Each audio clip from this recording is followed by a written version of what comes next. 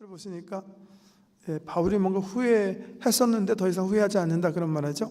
그러므로 내가 편지로 너희를 근심하게 한 것을 후회하였으나 지금은 후회하지 아니하노라. 바울이 무슨 쓴 편지가 있었나 보죠, 그죠? 고린도 교회에. 그것 때문에 써서 보낸 다음에 좀 걱정하셨던 것 같아요. 근심하셨던 것 같아요. 써서 보내지 말았을 걸. 그랬는데 디도가 돌아와서 보고한 것 때문에 더 이상 나 근심하지 않는다, 이런 말씀을 하십니다. 무슨 편지를 어떻게 썼다는 걸까? 한번 고린도후서 2장 보세요.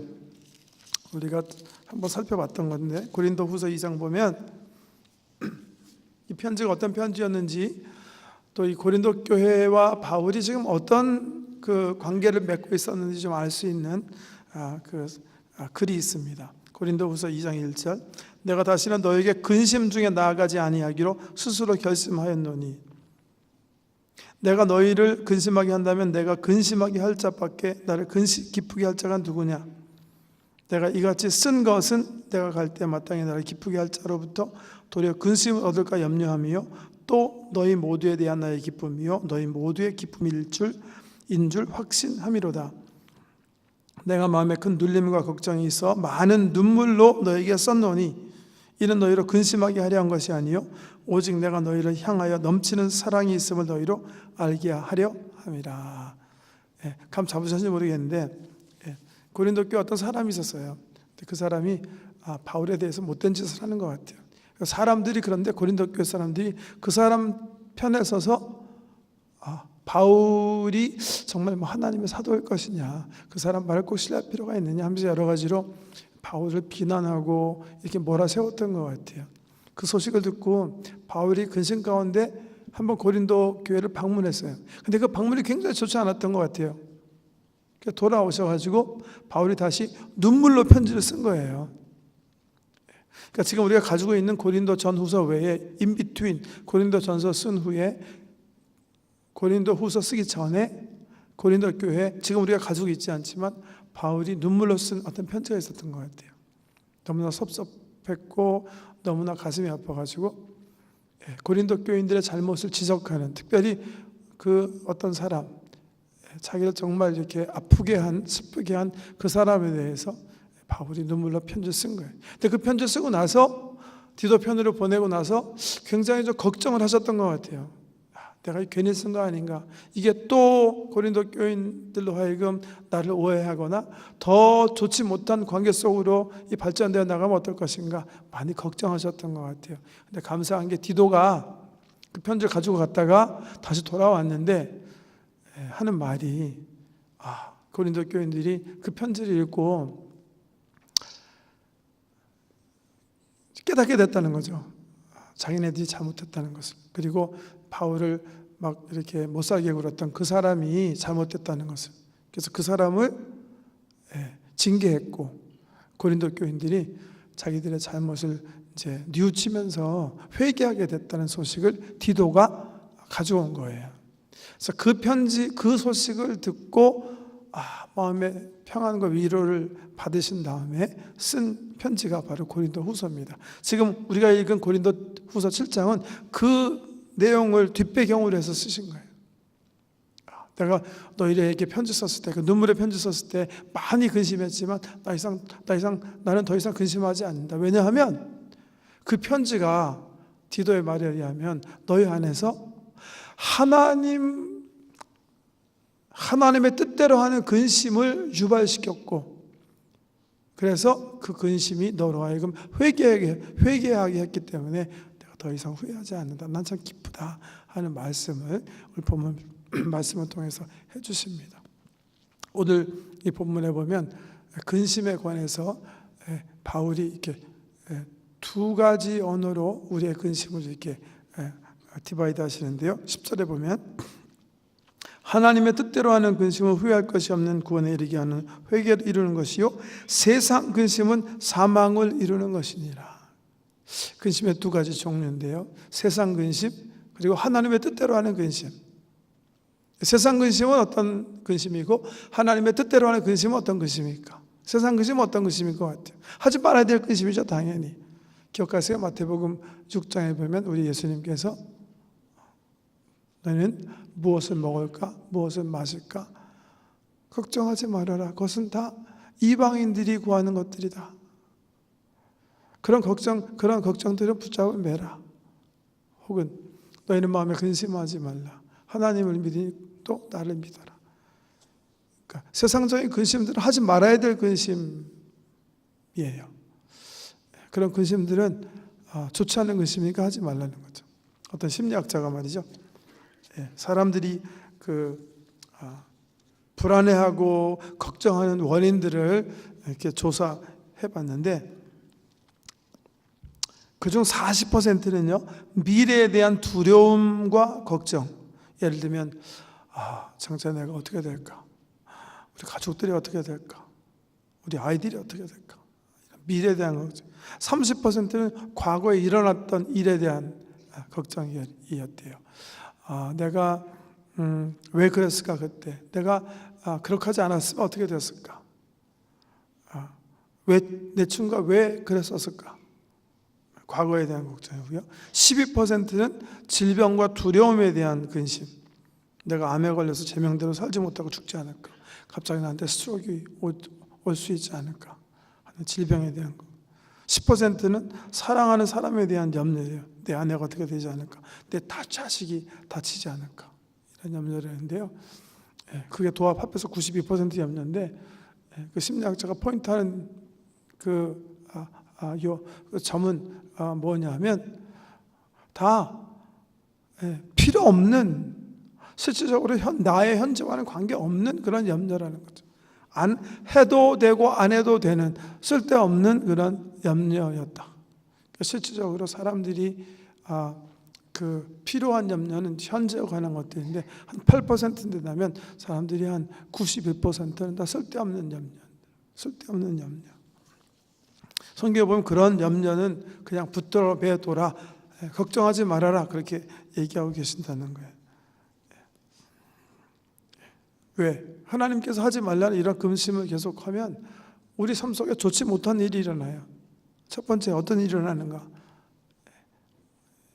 몸상이에요. 몸상이. 잠언 17장 22절 말씀 보시면 마음의 즐거움은 양약이라도 기쁨과 즐거움은 우리의 몸을 점괘하고 좋은 보약과 같다 이렇게 얘기하신 반면에 심령의 근심은 뭐예요? 뼈를 마르게 하느니라. 심령의 근심은 걱정은 뼈를 마르게 한다. 몸이 점점 쇠약해서 병드는 것을 얘기하는 거예요. 현대의학에서도 얘기하잖아요. 사람들이 병에 걸리는 이유. 물론 나이가 들어서 몸에 병이 오는 것은 할 수 없는 일이라고 치더라도 주로 많은 병들이 불필요한 걱정, 근심 혹은 스트레스에서 기인된 것이다. 그렇게 얘기하지 않습니까? 오래전에요. 러시아의 어떤 철도청 직원이 열차에서 사망한 채로 발견됐어요. 그 사람이 어디 들어가서 죽었냐면 기차 냉동칸에 들어가서 죽은 거예요. 조사해 보니까 이 사람이 저녁에 일하고 실수로 밖에서부터 이렇게 문이 이제 닫혔는데 열지를 못한 거예요. 안에서. 그래가지고서는 안에서 죽은 건데 이 사람이 그 안에서 7시간 반 만에 이제 발견이 됐는데 막 글을 쓴 거예요. 이제 두려움 속에. 냉동칸에 갇혔으니까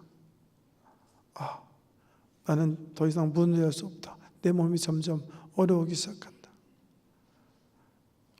나는 추워서 더 이상 움직일 수가 없다. 그 다음에 한참 후에는 내 몸은 이제 완전히 얼어서 나는 이제 곧 죽게 될 것이다. 이런 글들을 쭉 썼다는 거예요. 7시간 반 만에 발견됐는데 죽었어요, 이 사람이. 근데 참 놀라운 사실은 그 냉동칸 냉장고에 스위치가 껴있지 않았다는 거예요. 그러니까 그 냉장고 안에 템퍼러처는 온도는 그냥 밖의 온도랑 같았어요. 밤의 온도와 얼어 죽을 온도가 아니었어요. 춥긴 추웠지만 얼어 죽을 온도가 아니었다는 거예요.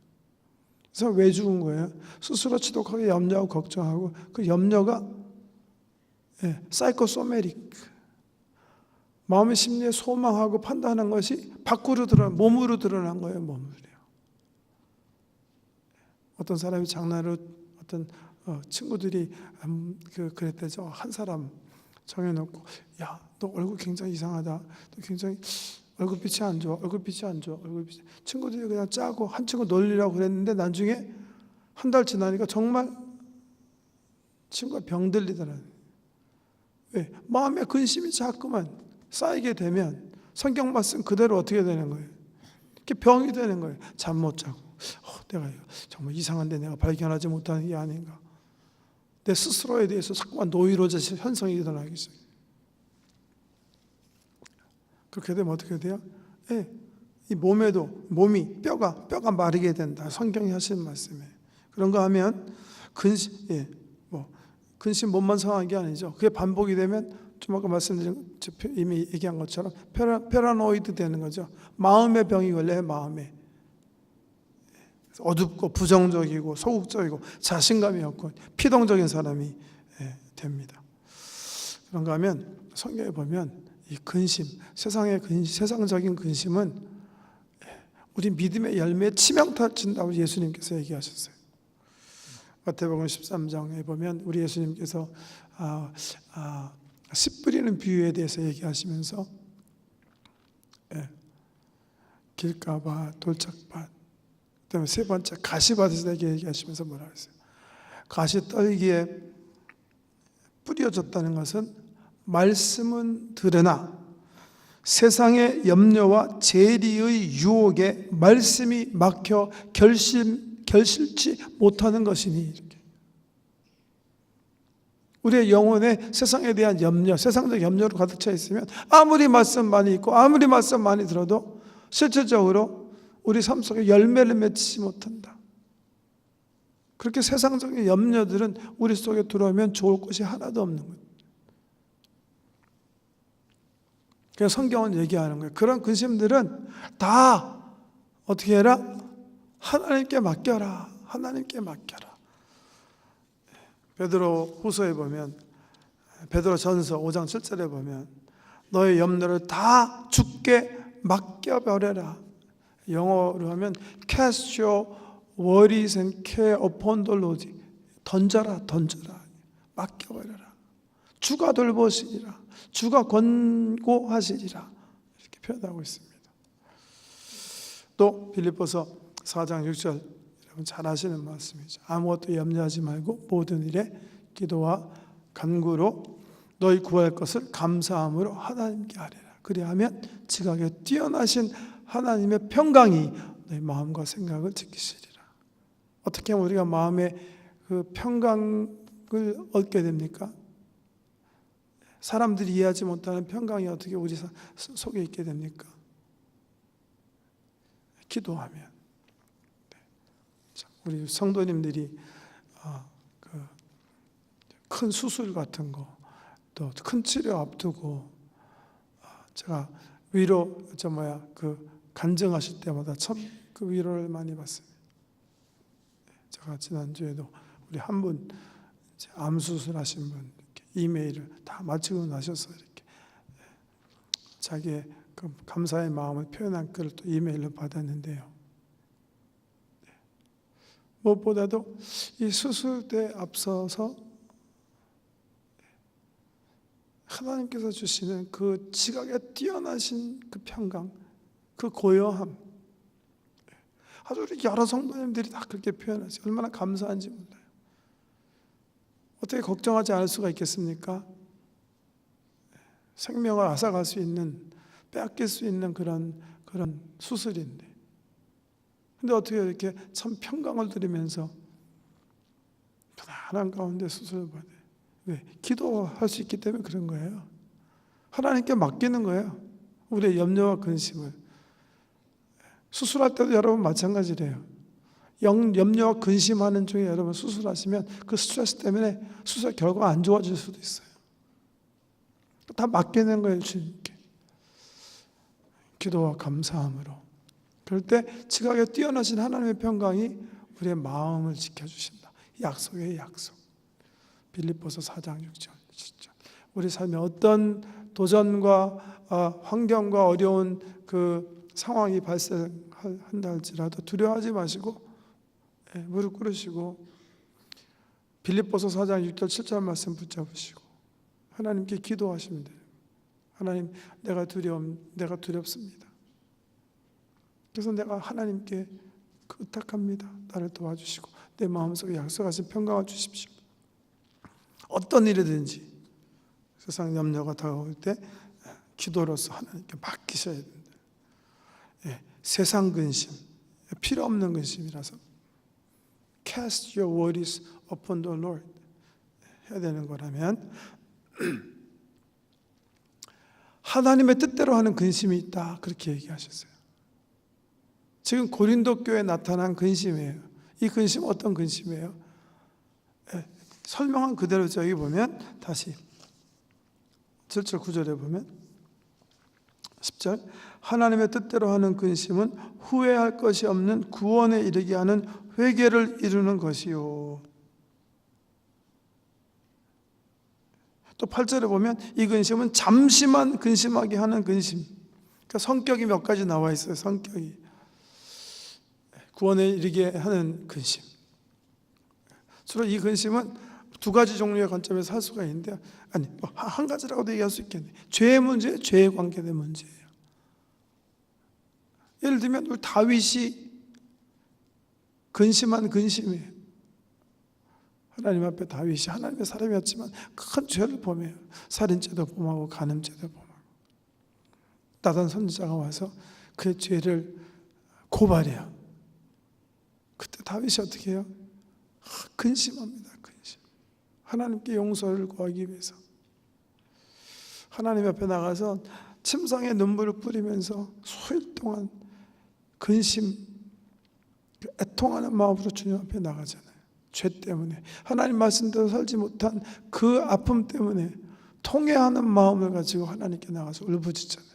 그게 하나님 뜻대로 하는 근심이에요. 그런 회개하는 마음이 있어야 어떻게 돼요? 회복이 되는 거예요. 회복. 그래서 우리 예수님도 마태복음 5장 4절 말씀 보시면 애통하는 자는 복이 있나니 저가 위로를 받게 된다. 하나님의 위로가 임하는 거예요. 자기 죄에 대해서 아파하고 자기가 하나님 말씀대로 살지 못한 거에 대한 통절함을 느끼는 거예요. 한 차원 더 나가서는 하나님께서 원하시는 비전, 하나님께서 원하시는 뜻이 있어요. 내가 그 뜻을 이루어드리기 원했는데 내가 이루지 못했어요. 내가 하나님 그 영광을 드러내야 되는데 내가 드러내지 못했어요. 그거에 대한 원통하는 마음, 이런 거 굉장히 중요한 마음이라는 거예요. 왜? 이거 하나님 뜻대로 하는 근심이기 때문에 우리의 근본적인 목적이 하나님 나라와 의를 구하는 거예요. 아무것도 염려하지 말아라. 먹을 거 입을 거 이런 거 걱정하지 말아라. 오히려 너희가 갈망해야 되는 건 하나님 나라와 의다. 하나님 나라를 치우고 하나님의 의를 위해서 살았는데 잘 되지가 않았어요. 그것 때문에 내가 통분해해요. 통분해. 근심하는 거예요. 우리 고등학교 주일학교 교사 선생님들이 아이를 잘 가르쳐서 아이들로 하여금 정말 말씀에 붙잡히고 성령의 사람이 되게 해야 되는데 이게 잘 되지가 않아요. 그것 때문에 고민하고 근심하고 위해서 기도하는 이런 것들이 하나님의 뜻에 따라 하는 근심이에요. 어떻게 하면 하나님의 나라를 세워갈 수 있을까? 이런 근심은 하나님의 영광을 궁극적으로 드러내는 근심이기 때문에 좋은 근심이에요. 좋은 근심. 꼭 하셔야 되는 근심이에요. 뭐 하나님의 나라가 세워지든 말든 내가 죄를 짓든 말든 다 그런 게 아니냐. 이렇게 살지 말라는 거예요. 왜? 이건 오히려 나태함이고요. 하나님 나라 일에 대해서는 하나님의 뜻대로 고민하고 근심하고 슬퍼하고 아파하고 하는 그런 감성이 있어야 된다는 거예요. 왜? 그런 것들은 나를 구원하고 세상을 구원하고 우리 주변의 사람을 구원하는 그런 것들이니까 구원에 이르는 하나님의 나라를 세워가는 그런 근심이기 때문에 그렇다. 그렇게 성경이 얘기하고 계세요. 오늘 우리 수요 예배에 참석하신 우리 모든 성도 여러분은 혹 지금 마음속에 어떤 근심 가지고 기도하고 계시는지 모르지만 그것이 세상 근심이라고 생각하면 오늘 그냥 다 놓고 가세요. 기도로 그냥 다 주님께 맡기시고 여기서 나가실 때는 하나님의 뜻에 따라서만 고민하세요. 하나님의 뜻에 따라서 어떻게 하면 내가 하나님이 기쁘시게 할까? 어떻게 하면 내 속에 하나님의 통치가 더 임하게 할까? 어떻게 하면 내 주변에 하나님의 나라 세워나갈 수 있을까? 어떻게 하면 내 주변에 하나님의 뜻을 이루게 할 수 있을까? 이런 고민하는 거예요. 구원에 이르는 고민, 구원에 이르는 고민. 우리 성경 신약에 보면 아주 죄의 관점에서 네거티브한 게 또 되겠는데요. 베드로와 가룟 유다, 그죠? 예수님 십자가 지기 전에 베드로가 더 많이 죄졌어요? 아니면 가룟 유다가 더 많이 죄졌어요? 가룟 유다는 예수님 은 30냥에 정보 알려준 사람이고요, 그죠? 어디에 있었나? 예수님 어디에 있는지 죽이려는 사람에게 정보 알려준 파렴치한 짓을 했고, 베드로는 사람들이 너 예수 따라다녔냐? 예수 아냐? 예수 함께한 사람 아니냐? 이렇게 물어봤을 때 예수님은 outright 부정해요.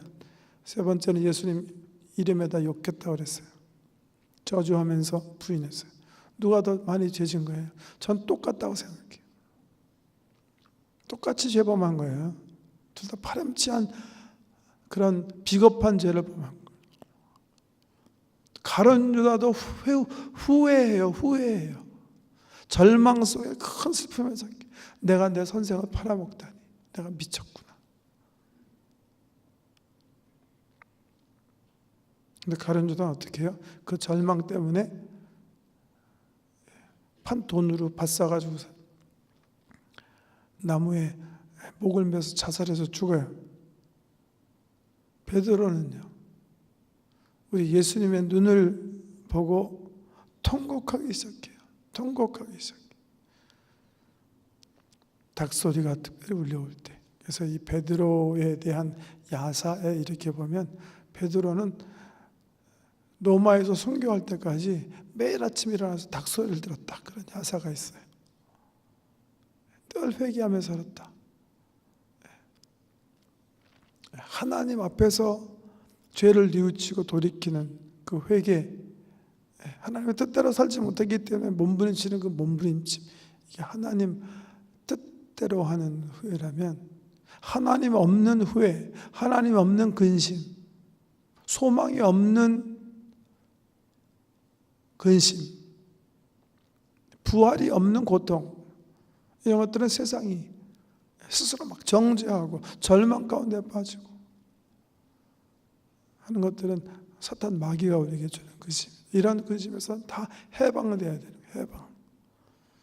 하나님 뜻대로 하는 근심 속에서 참 구원을 계속 이뤄나가시길 바랍니다.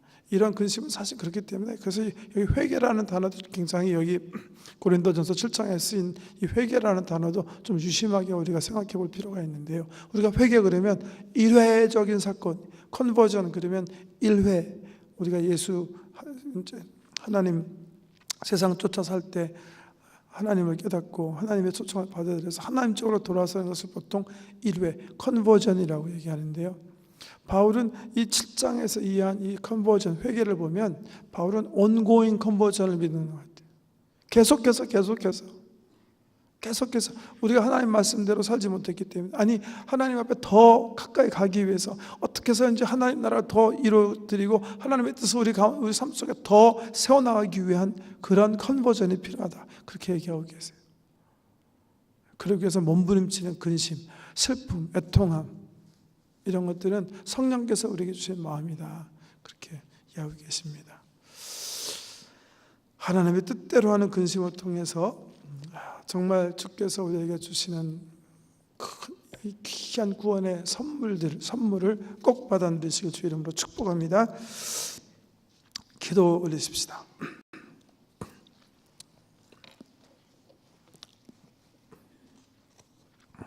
하나님을 사랑하는 자, 곧 그 뜻대로 부르심을 입은 자들에게는 모든 것이 합력하여 선을 이룬다 하셨사오니, 하나님 삶에 일어나는 여러 가지 그 환경이나 당하는 일들이나 이런 것들로 인하여 낙심하지 않게 도와주시고 아버지 모든 염려와 근심을 기도와 간구함으로 하나님께 맡기고 하나님께서만 주실 수 있는 지각에 뛰어나신 그 사람의 언더스탠딩을 초월하는 그 평강이 우리 가슴속에 늘 충만하도록 은혜 베풀어 주시옵소서. 하나님 뜻대로 하는 근심은 열심히 하는 사람들이 원합니다. 어떻게 하면 내 삶 속에서 하나님 원하시는 경건을 이룰 수 있을까? 하나님 뜻대로 살 수 있을까? 어떻게 하면 하나님 나라를 세워갈 수 있을까? 근심함을 고민하며 살아가게 해주시고, 그렇게 하나님 나라와 의를 고민하는 사람에게 하나님 주시겠다고 말씀을 통해서 약속하신 귀한 복들도 우리 삶 속에서 마음껏 누리도록 은혜 베풀어 주시옵소서. 예수님 이름으로 기도드립니다.